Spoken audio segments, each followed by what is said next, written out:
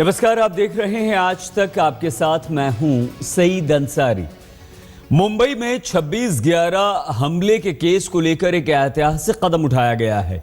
2008 में हुए आतंकवादी हमले में अमेरिका से मुंबई की विशेष अदालत में डेविड हेडली की पेशी हुई है। इतिहास में ऐसा पहली बार हुआ है कि कोई आतंकवादी विदेश में बैठकर भारत में वीडियो कॉन्फ्रेंसिंग के जरिए अपना बयान दर्ज करवा रहा है। पाकिस्तानी मूल के अमेरिकी आतंकवादी हेडली को अब बोली के लिए बुला लिया गया है। उसकी वीडियो कॉन्फ्रेंसिंग के जरिए पेशी हो रही है और अब पाकिस्तान को बेनकाब करके रहेगा हेडली।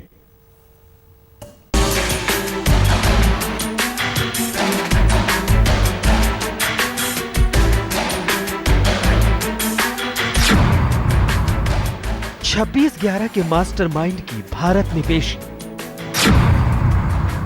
अमेरिका से वीडियो कॉन्फ्रेंसिंग के जरिए पेशी।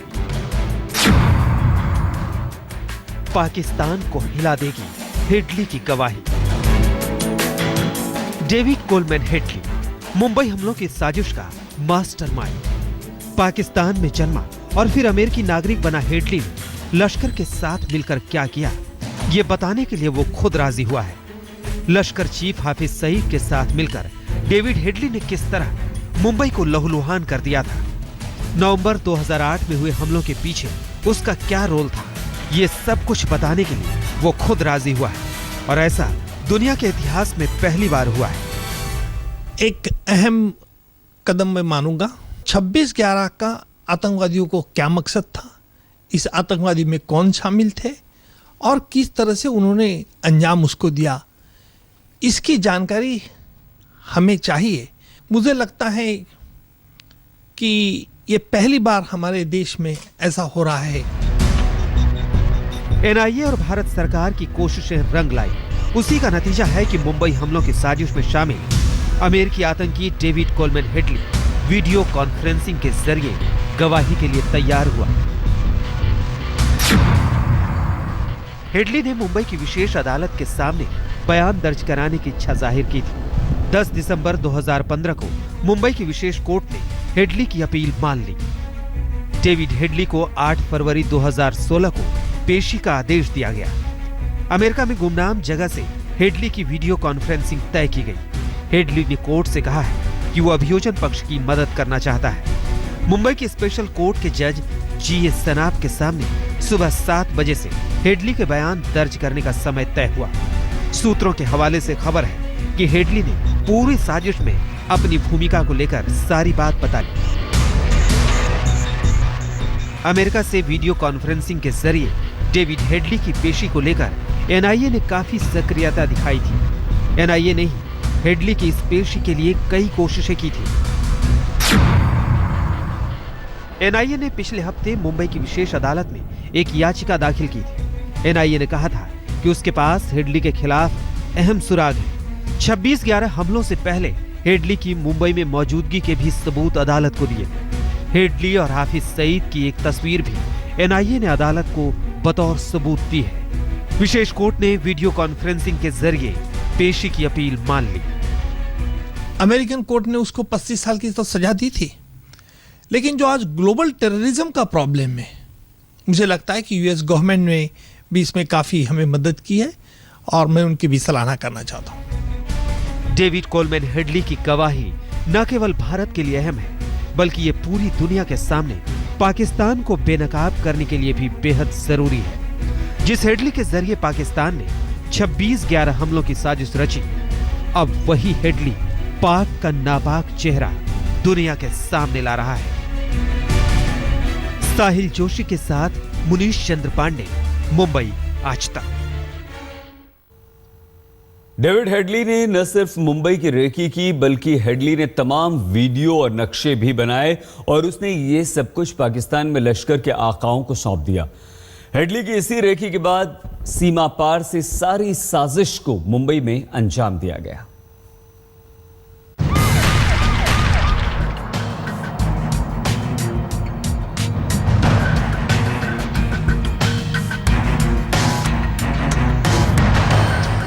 मुंबई हमलों की साजिश की बुनियाद डेविड कोलमैन हेडली के जरिए ही रची गई थी। एनआईए और खुफिया एजेंसियों की जांच में अब तक जो कुछ भी सामने आया है उससे साफ है कि पाकिस्तान और लश्कर ने 26/11 हमले के लिए हेडली को खास तौर पर इस्तेमाल किया। एनआईए के मुताबिक हेडली का 26/11 से कनेक्शन जोड़ने का सबसे बड़ा कारण है उसका बार बार अमेरिका से मुंबई आना। जांच एजेंसियों के मुताबिक उनके पास सबूत है कि अमेरिकी नागरिक डेविड कोलमैन हेडली पहली बार सितंबर 2006 में मुंबई आए, दूसरी बार वो फरवरी 2007 में मुंबई पहुंचा, इसके बाद तीसरी बार सितंबर 2007 में मुंबई आया। हेडली ने चौथी बार अप्रैल 2008 में मुंबई का रुख किया और पांचवी बार जुलाई 2008 में वो अमेरिका से मुंबई आया। एनआईए को यकीन है कि हेडली जितनी बार भी मुंबई आया वो लश्कर की साजिश को अंजाम तक पहुंचाने के लिए आया, क्योंकि 5 बार मुंबई में ठहरने के बाद हेडली पाकिस्तान गया था।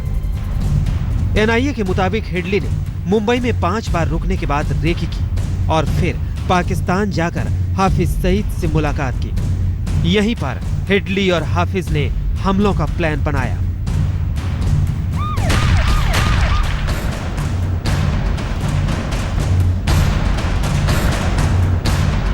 छब्बीस 11 हमला अचानक नहीं हुआ, बल्कि सोची समझी और बेहद गहरी साजिश का नतीजा था। एनआईए ने इस बात को लेकर भी कई सबूत विशेष अदालत को सौंपे हैं। एनआईए ने 2011 में हेडली और हाफिज सईद के खिलाफ चार्जशीट दाखिल की थी। चार्जशीट में लिखा है कि डेविड कोलमैन हेडली ने मुंबई में रेकी की, 5 बार वो अमेरिकी नागरिक बनकर मुंबई में ठहरा। हेडली ने हर बार अलग अलग जगहों के वीडियो बनाए, मुंबई के कई इलाकों में आतंकी हमले करने का टारगेट तय किया। मुंबई की रेकी के सारे वीडियो और नक्शे हेडली ने हाफिज को सौंप दिए। 2009 में हेडली पाकिस्तान के लिए रवाना होने वाला था। शिकागो एयरपोर्ट पर उसे गिरफ्तार कर लिया गया। हेडली ने 2010 में मुंबई हमलों को लेकर अमेरिकी अदालत में अपना गुनाह कबूल कर लिया था। कोर्ट उसे 2013 में 35 साल की सजा सुना चुका है। अब तक डेविड हेडली ने भारत में खलबली मचाई थी, लेकिन अब मुंबई कोर्ट में उसकी वीडियो कॉन्फ्रेंसिंग से पाकिस्तान में खलबली मच रही होगी। मुंबई से साहिल जोशी के साथ आज तक ब्यूरो। आइए ताजा अपडेट के लिए हम आपको सीधे मुंबई लिए चलते हैं। वीरेंद्र सिंह गुनावत हमारे संवाददाता हमारे साथ जुड़ चुके हैं। वीरेंद्र, क्या खबर आ रही है वीडियो कॉन्फ्रेंसिंग को लेकर, अभी तक क्या जानकारी?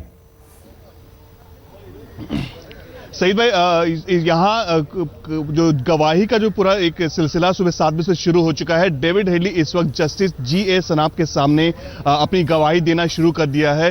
खास बात यह है कि इस गवाही और इस पूरे इवेंट को देखने के लिए यूएस के कुछ अधिकारी यहाँ पहुंचे हैं। सुबह 7 बजे ही अंदर चले गए हैं, जो अपने ही पूरी अथॉरिटी के साथ यहाँ आए हुए हैं। सीनियर स्पेशल प्रोसिक्यूटर उज्जवल निकम डेविड के साथ कई सवाल जवाब करेंगे। उसमें जो बातें डेविड वहां शिकागो से बैठकर जो वीडियो कॉन्फ्रेंसिंग के जरिए जो बातें कहेंगे उसे पूरी तरह रिकॉर्ड कर दिया जाएगा। आपने सही कहा, यह पहली बार होगा कि भारत में विदेश में बैठकर कोई आतंकवादी अपनी बयान, अपना गवाह देगा और साथ में वो तमाम सबूत पेश करेगा जो ISI, लश्कर तोयबा, हाफिज सईद और तमाम वो मेजर जनरल्स हैं जो इस पूरे 26/11 की साजिश रची थी और जिसमें डेविड हेडली को बहुत ही अच्छी तरह से इस्तेमाल किया था। एक बार नहीं बल्कि कई बार डेविड ने मुंबई की रेकी की, अलग अलग लोकेशंस के बार वीडियो निकाले। जब एक वीडियो इनकम्प्लीट सा रहा तो उसको वापस भेजा जाता था कि भाई आप ताजमहल होटल जाइए, उसके दूसरे फ्लोर की वीडियो लेके आइए,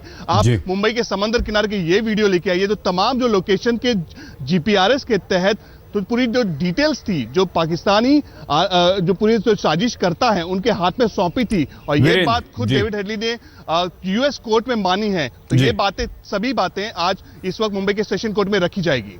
वीरेंद्र, बहुत महत्वपूर्ण इस वक्त वीडियो कॉन्फ्रेंसिंग के जरिए गवाही हो रही है। आप कोशिश कीजिए कि अंदर से कुछ खबरें मिल पाएं ताकि हम अपने दर्शकों को बता पाएं कि क्या कुछ पता चल रहा है, क्या कुछ सवाल हेडली से पूछे जा रहे हैं।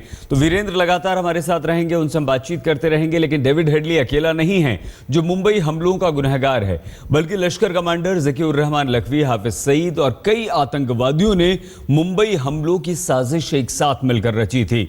मुंबई हमलों का गुनहगार कसाब तो फांसी के फंदे पर पहुंच चुका है, लेकिन अभी कई और आतंकवादियों को इसी अंजाम तक पहुंचना बाकी है।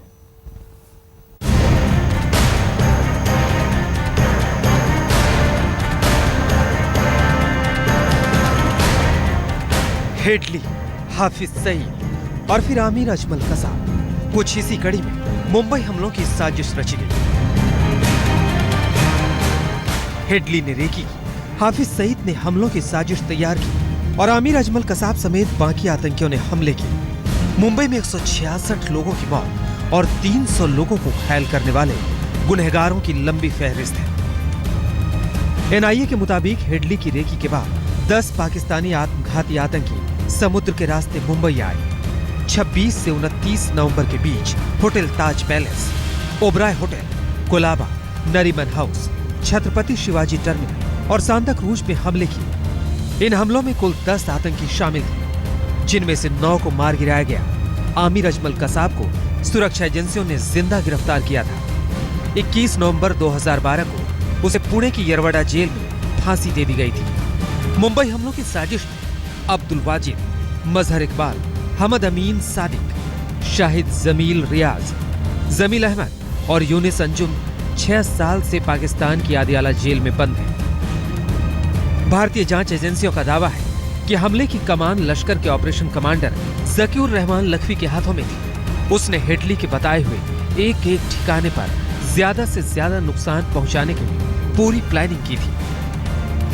एनआईए के मुताबिक हेडली की पत्नी फैजा 2007 में हेडली के साथ मुंबई के होटल ताज में रुकी थी। कुछ दिनों बाद वो होटल ट्राइडेंट में शिफ्ट हो गई। दोनों ही होटलों पर 26 नवंबर 2008 को हमले किए गए। दोनों होटल में ठहरने के दौरान हेडली ने वीडियोग्राफी की। वीडियो पाकिस्तान भेजने में हेडली की पत्नी फैजा ने मदद की। भारतीय सुरक्षा और खुफिया एजेंसियां पुख्ता तौर पर दावा कर रही हैं कि मुंबई हमले की पूरी साजिश सरहद पार से अंजाम दी गई थी, मगर पाकिस्तान सारे दावों को ठुकराता रहा है। हालांकि अब जिसके दम पर मुंबई हमलों की साजिश रची गई, अब उसकी गवाही पाकिस्तान के आतंकी चेहरे को दुनिया के सामने बेनकाब करेगी। आज तक ब्यूरो। तो वीडियो कॉन्फ्रेंसिंग के जरिए गवाही शुरू हो चुकी है और सरकारी वकील उज्ज्वल निकम अंदर पहुंच चुके हैं एनआईए के अधिकारियों के साथ। हमारे संवाददाता वीरेंद्र सिंह गुनावत वहीं पर मौजूद हैं और हमें तमाम जानकारी दे रहे हैं। 26/11 मुंबई हमलों के लिए आज का दिन काफ़ी अहम है, क्योंकि आज इस वक्त एक अहम गवाही चल रही है और वो गवाही विदेश में बैठे आतंकवादी डेविड हेडली की हो रही है। वीडियो कॉन्फ्रेंसिंग के जरिए इसका बयान दर्ज किया जा रहा है, इससे सवाल जवाब किए जा रहे हैं, क्योंकि ये वो डेविड हेडली है जिसे जवाब देने हैं, जिसे राज खोलने हैं मुंबई हमले के सारे, क्योंकि मास्टरमाइंड जो बैठे हुए थे पाकिस्तान में, जकीउर रहमान लखवी, हाफिज सईद, जो सब साजिशें रच रहे थे और आतंकवादियों को वहां से निर्देश दे रहे थे, तो हेडली को उन सब बातों की जानकारी थी, क्योंकि इसी ने रेकी की थी और इसी ने काफी मदद की थी। वीरेंद्र सिंह गुनावत हमारे संवाददाता मुंबई से हमारे साथ मौजूद हैं, तमाम जानकारी उनसे लेंगे। बस सबसे कुछ बहराइच में 2 बहनों का शव एक पेड़ से टंगा मिला है। हालांकि पुलिस इसे खुदकुशी का मामला मान रही है, लेकिन आशंका कत्ल की भी है, इससे भी इनकार नहीं किया जा रहा। दोनों लड़कियों की